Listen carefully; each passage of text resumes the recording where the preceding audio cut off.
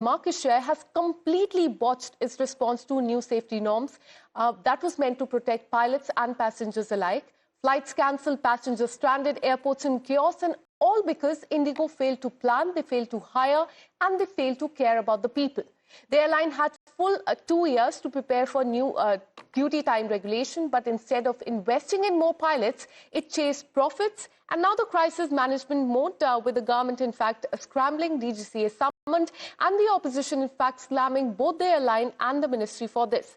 And we ask, is IndiGo too big to fail or too careless to fly? And where is the accountability for thousands stranded for the system that collapsed, and for the silence from the top brass as well? So let's get to more details as to what the entire controversy is all about. So let's tell you about the new pilot rules. In fact, the government had enforced stricter rules for the pilot safety, introduced flight duty time limitation, that is fdtl, and the aim was to avoid pilot fatigue, improve flight safety as well. And preparation time of 2 years was given. Airlines had to hire more pilots, and the aim was to maintain schedules with new rest limits. Now, what actually went wrong 4 days back? IndiGo, that handles 65% of India's domestic market, did not hire enough pilots. It did not have planes, not enough pilots, rapidly expanded on international routes. And the impact of this was that from late June, earlier this year, there were massive delays, cancellation, and the worst hit were Delhi, Mumbai, Bangalore, and Hyderabad. Passengers, in fact, stuck, or they got no help on ground. There was chaos at the airport, and that is what we've been noticing from the past 4 days. Then the government stepped in, a DGCA stepped in too, government order, high-level inquiry. Government asked them to restore the operation in 3 days. And we're learning that the Ministry of Civil Aviation, they told IndiGo to ensure airfares do not spike. But what are the FTDL norms after which it all started? Now, it provides 48-hour weekly rest time. Earlier, it was 36 hours, and the night hours were changed from 12 to 6 a.m., and earlier it was 12 to 5 a.m.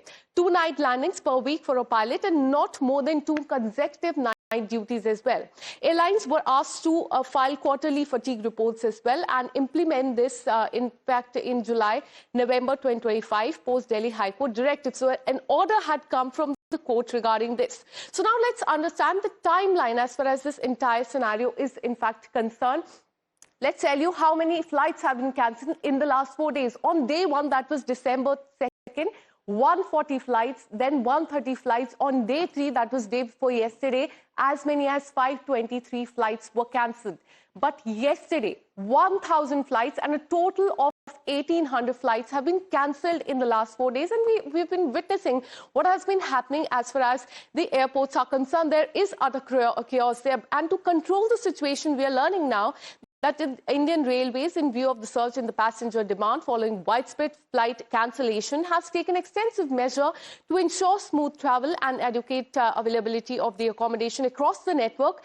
A total of 37 trains have been augmented with, in fact, 116 additional coaches operating over 114 trips across the country. This is what Ministry of Railways has said. And in case you were wondering, how does IndiGo have the audacity to be so brazen? Here is the reason. This is the airline that has 65% share in the Indian market, a number that perhaps allows them to put profit above everything else.